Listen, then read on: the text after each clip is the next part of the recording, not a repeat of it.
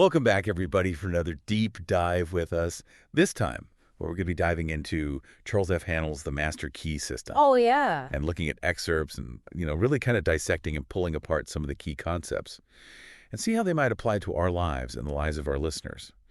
So Haanel believed that our thoughts can shape our reality, which is a concept that I think, Right. we hear a lot about nowadays. But he doesn't stop at just the power of positive thinking. He gives us a whole set of principles and exercises to work with. He does. So get ready, because this deep dive might just change how you see the connection between your inner world and your external reality. It's interesting because I think, a lot of times people tend to focus on changing things outside of themselves. Like they're trying to fix problems in their careers, relationships, finances, so on and so forth. Right. But Haanel takes a really different approach. He says that real change starts from within. So instead of tackling the effects, we should be addressing the root cause. Exactly. He uses this great analogy of trying to change the flow of a stream by just, like messing with the outlet instead of addressing the source. Oh, I see. So he says, the world within creates the world without. It's a pretty powerful statement. That suggests that our thoughts are like the source of that stream, shaping everything that flows outward. So, think about how many times we try to change our circumstances without examining. Like the underlying thoughts and beliefs that might be contributing to those circumstances. Yeah. Like, for example, you might be struggling with some kind of financial problem, and you just pour all your energy into trying to find ways to make more money. But what if the real issue is some kind of limiting belief that you have about money, Yeah. like deep down inside? For sure. Absolutely. That's exactly the kind of inner work that he encourages. He emphasizes that real growth is an internal process. You can't force external change without cultivating the right inner conditions first. Okay, so how do we even start to cultivate those inner conditions? Wow. This is where I think things start to get really fascinating. So Haanel talks about thought as energy and power is within. And he introduces this concept of the universal mind, Right. this incredible life force that connects everything. He sees each of us as an outlet for this universal mind. It brings up the question of how much control do we actually have Right. over our own minds? Yeah.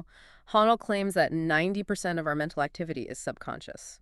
Whoa. 90%. That's huge. Yeah. So that means a huge part of our mental life is just kind of running on autopilot. Yeah. But I guess that also means that there's a huge reservoir of potential within us, just waiting to be tapped. Yeah. A lot of untapped potential. Okay, so that's a little mind-blowing to me. Yeah. But if most of our mental activity is subconscious, how do we actually tap into that potential? Well, according to Haanel, the subconscious mind is a problem-solving powerhouse. It can find solutions to any problem if we know how to direct it. Yeah. And he provides a set of practical exercises to help us do just that. So it's like mental training, like physical exercise for our minds. Yeah. That's a great way to put it. He actually compares mental exercises to physical ones. Just like physical exercise requires repetition and builds strength, mental exercises can help us build mental habits and move from simply believing to actually knowing. It's about going beyond wishful thinking and taking an active role in shaping our reality. Can you give us an example of one of those mental exercises? I'm really curious now. So one of the exercises that he outlines involves focusing on a photograph. He asks you to study it carefully, noticing every detail, the expressions, the features, the clothes, everything. Oh, wow. And then you cover the photograph and you try to recreate it perfectly in your mind. I can see how that would build mental focus Mm. and the ability to visualize things clearly. Mm-hmm. But how does that translate into actually shaping our reality? This is where I'm starting to get a bit lost. Mm-hmm. Well, for Haanel, this isn't just about memory improvement. He believes that this kind of mental training is directly linked to our power to shape our reality. By strengthening our ability to visualize, we're essentially practicing the very skill that we need to bring our desires into being. Okay, so we're not just passively observing our lives, we're actively creating them through our thoughts and visualizations. You got it. Okay. And that's just the beginning. He goes on to explain how this power of thought connects to the law of attraction and other fascinating concepts. Okay. I'm intrigued. Yeah. Okay, so we're starting to see how powerful our thoughts can be and how they connect to this idea of the universal mind. But how does this all tie into the law of attraction, which we hear so much about these days? Well, you're right. The law of attraction has become quite popular, and Haanel was a firm believer in it. He believed that our thoughts have this magnetic quality that attracts corresponding conditions into our lives, attracts so to speak. So it's not just about, thinking happy thoughts every now and then. We actually need to focus our thoughts on what we want consistently to see results. That's what he suggests. He uses the analogy of a magnifying glass focusing sunlight.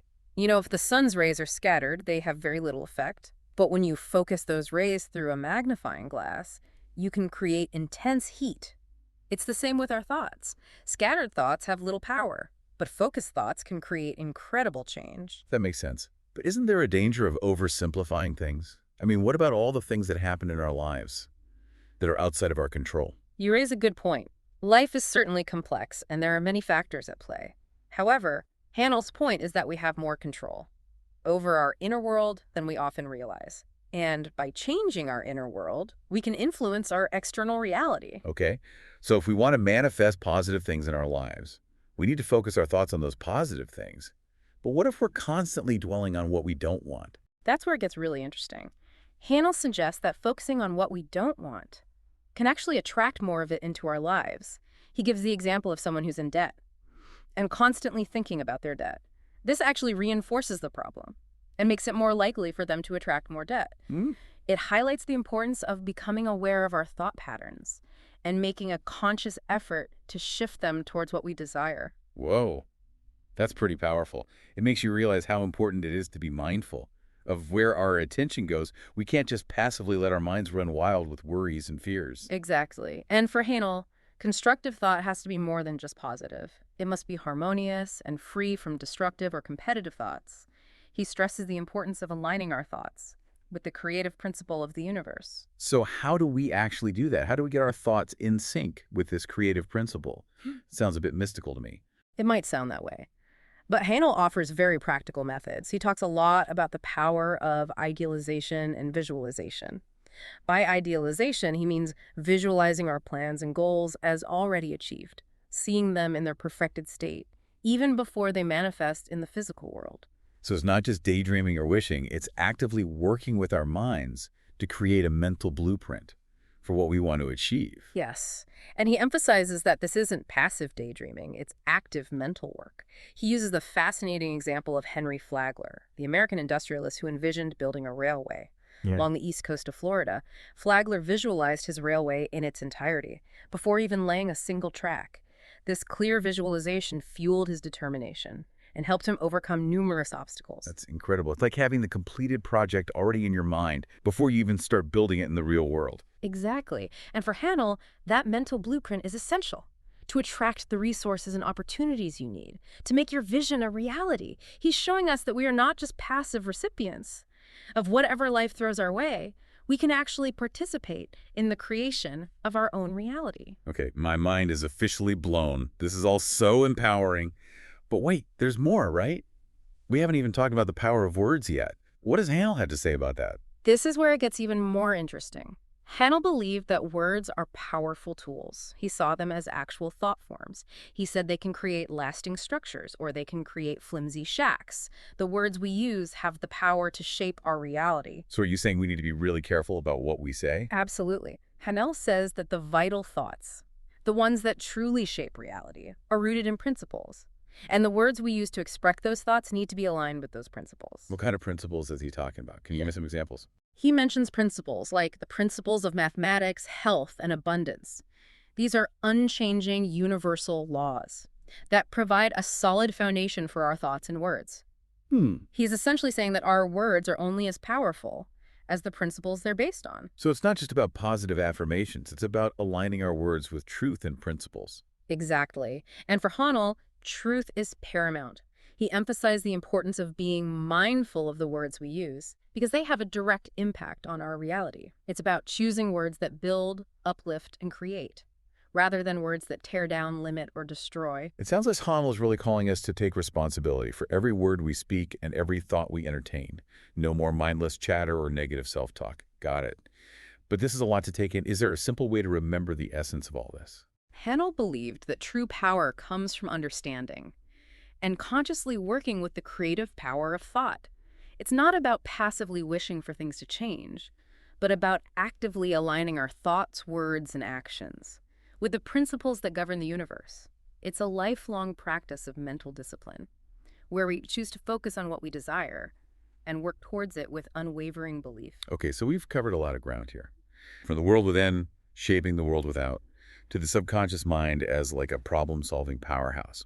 The law of attraction, the power of visualization, and even the impact of our words. It's a lot to take in. Is there a way that we can sum up the essence of what we've learned from Haanel's The Master Key system? I think the key takeaway here is this. Our reality is shaped by our thoughts. That's a pretty radical idea when you really think about it. But by understanding and applying this principle, we gain incredible power to shape our own destinies. It's like we've been handed this amazing toolkit and told, go build the life you want. Right. But it's not just about thinking positive thoughts and hoping for the best. Right. Haanel isn't just advocating for blind optimism or wishful thinking. He's presenting a structured system that requires conscious effort, mental discipline, and a willingness to do the inner work. It's just understanding the power of thought as a creative force and learning how to use it deliberately, in alignment with the principles of the universe. So it's not passive. It's active. We're not just bystanders in our own lives. We're active creators. Exactly. And that realization can be incredibly empowering. It means we're not at the mercy of fate or circumstance. We have the power to choose our thoughts, our words, and ultimately our direction in life. This has been a truly eye-opening deep dive. As we wrap things up, I want to encourage all of you listening to think about the connection between your inner world and your outer world. What are you trying to change in your life? Are you focused on changing the effects? Or are you willing to explore the underlying causes? Are you aware of the thoughts you're entertaining and the words you're speaking? And if you're intrigued by what we've explored today, I highly recommend checking out Haanel's The Master Key system for yourself.